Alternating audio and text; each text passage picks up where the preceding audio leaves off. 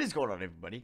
How is everybody doing today? And welcome back here today to another reaction video. And today we're going to be reacting to Zach Lowe's wild NBA predictions for the 2019-2020 season. Yeah, trades to watch for Giannis' big decision.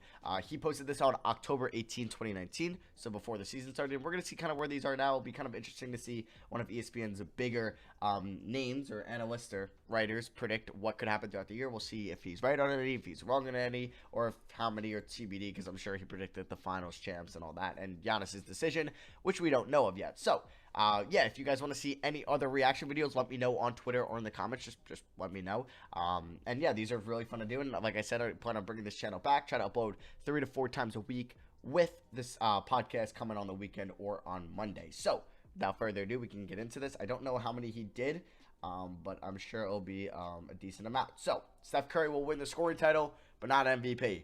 Not gonna happen. Steph Curry, actually. No, he technically won't win the scoring title. I was like, could he end up with the most points per game if he just dropped like 30 to end the year and his sample size was so small? His mean will go up. But no, it won't happen.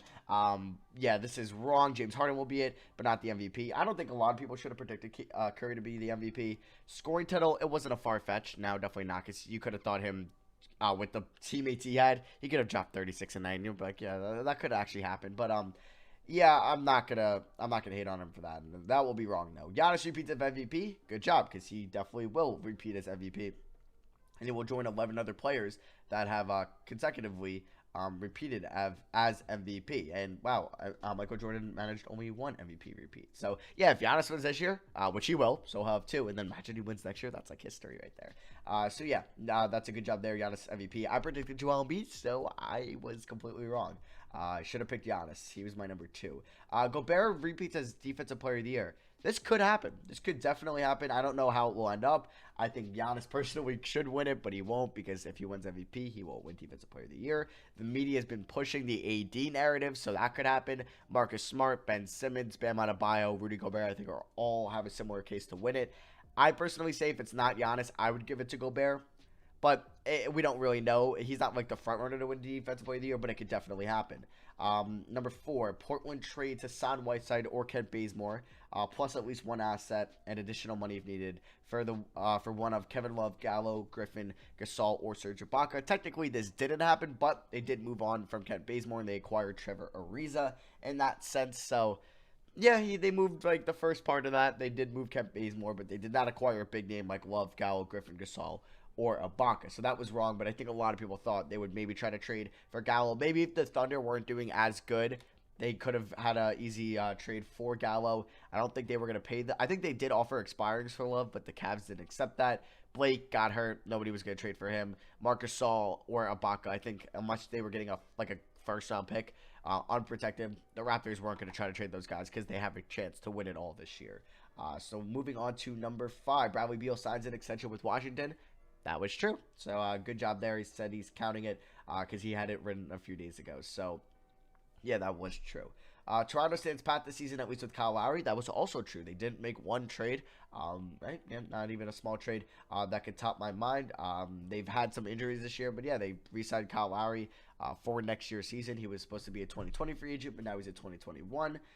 But yeah, this was right. Toronto has not made a move, and it's paying off because they are the 2 seed at the moment I'm recording this. Miami hangs on to Justice Winslow until at least the draft, but flips Goran Dragic's expiring contract in a win-now move. So yeah, this was wrong on both sides. Winslow was traded for Andre Iguodala. He was in that trade. A lot of people actually didn't think Iggy was going to end up on the Heat, so that's not a terrible prediction whatsoever. The Goran Dragic's expiring contract in a win-now move didn't happen, but hey, in a win-now move, so we probably thought that the Heat would be good this year. So yeah, that's pretty good. But yeah, he was technically wrong on both of those. But that's not like a crazy prediction either. Utah and Dallas get All-Stars again. Also true, because Dallas got Luka Doncic, and the Jazz got Donovan Mitchell and Rudy Gobert. Another one correct. Connected. San Antonio's All-Star streak ends. That is true. They didn't have one All-Star this year. Yeah, no DeRozan, no Aldridge, no Jakob Poeltl, no All-Stars whatsoever. So that was also true. I feel like he's gotten like half of these right so far. That's pretty good. Siakam, Aaron Gordon, and Zach LaVine make All-Star debuts. So Siakam was the first-time All-Star. Aaron Gordon, I wouldn't say was particularly close. He kind of was disappointing in the first half of the year. He was inconsistent, and the Magic weren't really good. A lot of people thought the Magic could be a top 5 seed. And then Zach LaVine, he was maybe in a little bit of the conversation because it was in Chicago. He's had a crazy offensive season, but the defense and the on-off numbers, and he doesn't really particularly raises his team's ceiling. Maybe the floor, but not the ceiling. He didn't make the All-Star debut, so he got 1 out of 3 there. Moving on to the next one, Nikola Jokic busts the Wilt Assist Club. Only 2 players of 6'7" or taller have ever averaged 7+ assists. So he needs to hit 7.8. What is he at now? Let's see. So Nikola Jokic is currently averaging 6.8 assists per game. Yeah, he's probably not going to hit it unless he just averaged 10 a game for the rest of the year. That's not going to probably happen. I feel like that would just be really hard. That one probably won't be right. Denver gets the #1 seed in the West. That's probably not going to happen either. It's going to be the Lakers. Yeah, it's probably going to be the Lakers because just the margin of the gap right there is just too far. And, yeah, that's probably not going to happen. But obviously a lot can happen in these next 17 games, so you never know. So I can't really say he's completely wrong, but it's looking like that won't happen. And, yeah, like I said, he was higher on the East, or higher on the Heat. He was. Miami finishes 3rd in the East. Good job there. I think I had Miami at the 6th seed. I think I had Brooklyn and Orlando below them. So yeah, these were actually my Eastern Conference predictions going into the year. I did do this on my Just Ballin' podcast on the first episode. I did have the Heat at 6. I had Nets at 7, Magic at 8. Okay, that's actually pretty close. Sixers at 1. Yeah, I was wrong there. I thought they would be the 1 seed. Bucks at 2. I actually didn't do horrible here. I guess I would just swap, honestly. If I swapped Raptors for Sixers, this would be a lot closer. But yeah, not terrible. I did think the Hornets would be the 14th and the Knicks would be the 11th. Okay, let's go back to this. But yeah, Miami finishes 3rd in the East. I think they are currently 3rd, or they're 4th behind Boston, so that's a good prediction there. Steven Adams sets the record for the biggest year-to-year leap in defensive rebounding rate. Okay, to have rebounded at least 13% of fellow teammates. So he won the single season jump in defensive rebounding rate in the modern NBA. Belongs to Yamahimi. So 11%. Let's see if he went up 11% from last year to this year. So if we go to his defensive rebounding percentage, let's see. It's about at 9%. Okay, so it's looking like that could not be correct either, but hey, it's close. The Thunder could trade, or the Thunder trade Adams and Dennis Schroeder. So he said and, not even or. Neither of those two happened. Both have been good this year. The Thunder have been good. So that one was wrong. Ooh, this one was actually, like, all these were, like, the wrong ones here weren't, like, crazy. They weren't, like, off by a lot either. Like, you could be like, all right, Aaron Gordon could be an all-star. That the Thunder could, yeah, they're rebuilding. They could trade Adams or Schroeder. Indiana misses the playoffs. I feel like I heard that somewhere else. Why did people think Indiana was going to miss the playoffs this year? I don't know.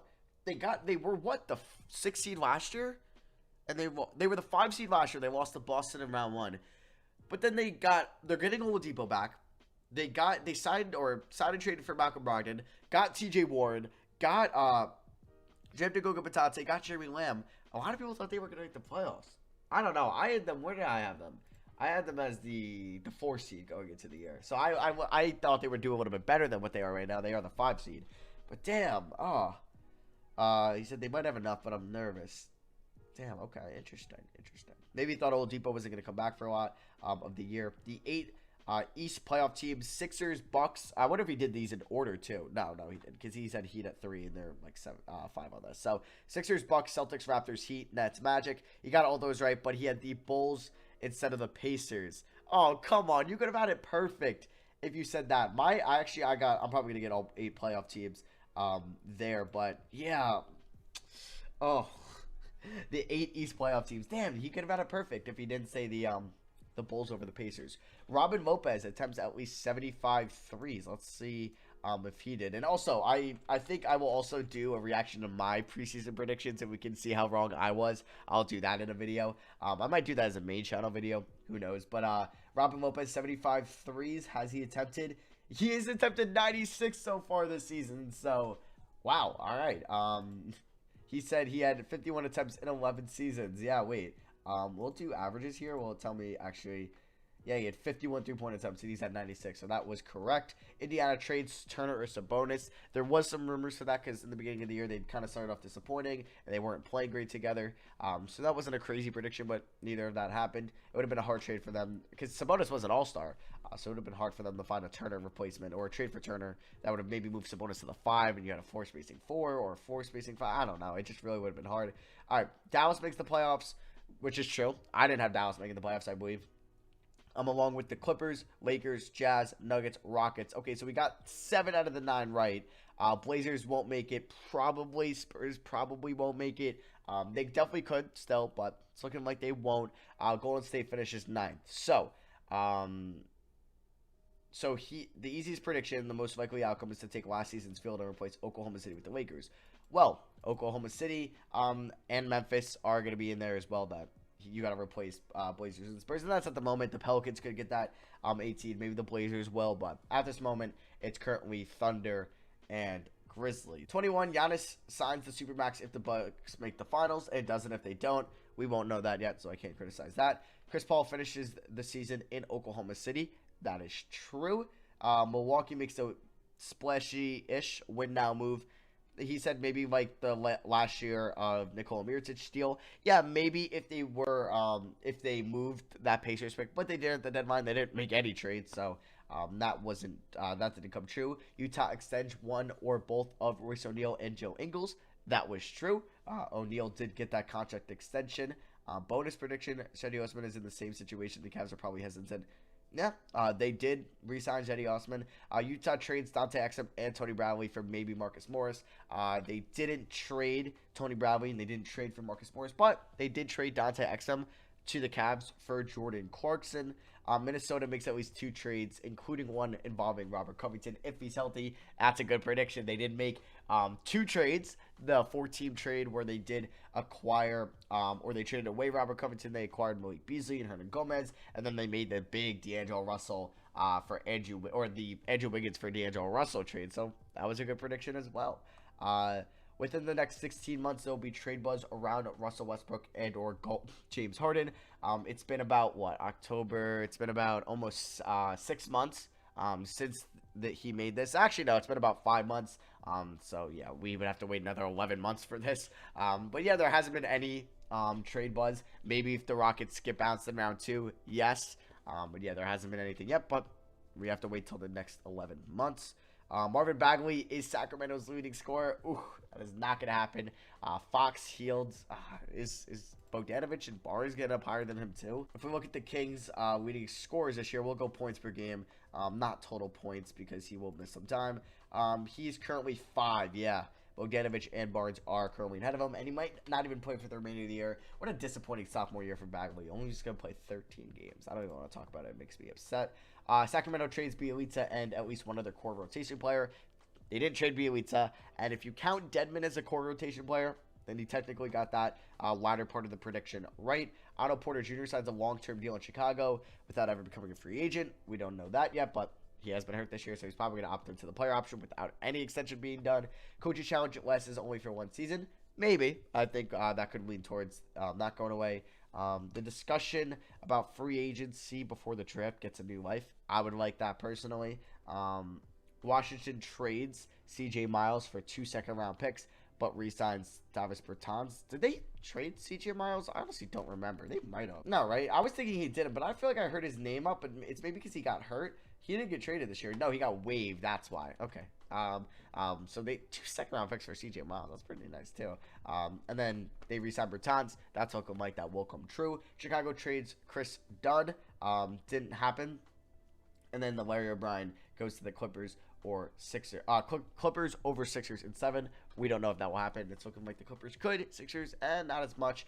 But yeah, I feel like, honestly, if you're just making predictions in the NBA year and you're making 35 of them, I would say about half of these were like, or I would say about like most of them were in reason, and then I would say you probably got about 10 right.